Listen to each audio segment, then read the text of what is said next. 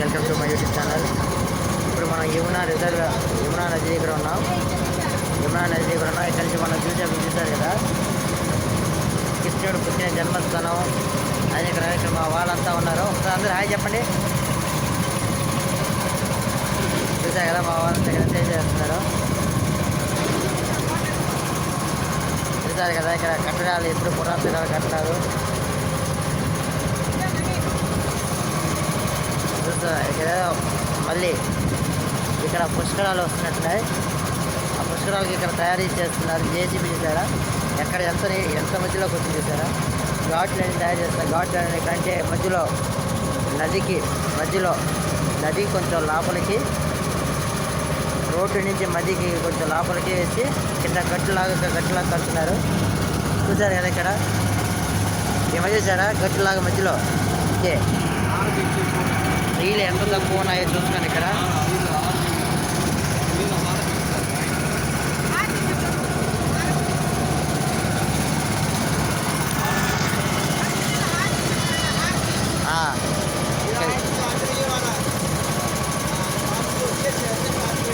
చూసారు కదా, ఇక్కడ ప్లేస్లో అక్కడ స్తంభాలు లాగా ఉన్నాయి కదా, పెద్ద స్తంభాలు. అక్కడ మంచి పైన పడ్డాయి కదా, మీకు జూమ్ ఇస్తున్నాను చూడండి. అక్కడ పైన ఇద్దరు మనుషులు పడ్డాయి కదా, అలాగనే ఇక్కడ చాలా ప్లేసులు ఉన్నాయి కదా. ఇక్కడ హారతి ఇస్తారంట రాత్రుల్లో. యమునా నదికి హారతి ఇస్తారు. మన కాశీలో గంగా నదికి హారతి ఇస్తారు కదా, అదే మరి ఇక్కడ యమునా నదికి హారతి ఇస్తారంట.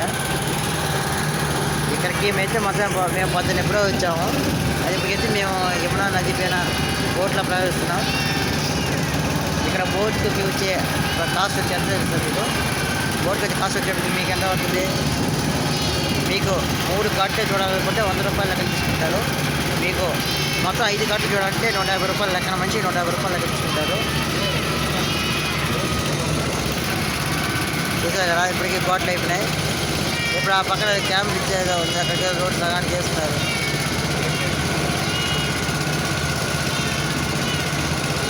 ఈ పక్క కార్లు, ఆటోలు అన్నీ ఇక్కడ సైడ్ పెట్టుకొని ఇక్కడ ఉన్నట్టున్నారు. చూసారా,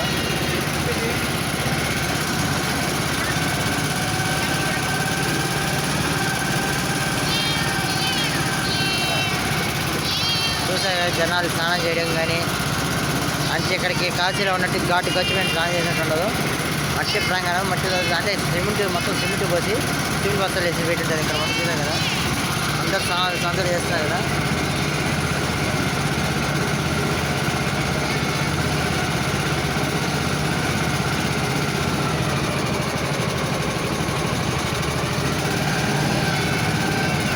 అయితే మా గమ్యస్థానానికి మళ్ళీ మేము చేరుకున్నాం.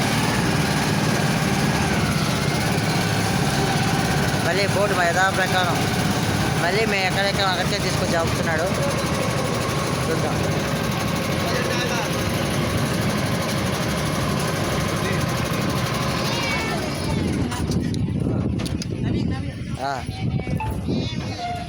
మళ్ళీ యథా ప్రకారం మా ప్లేస్కి మేము వచ్చి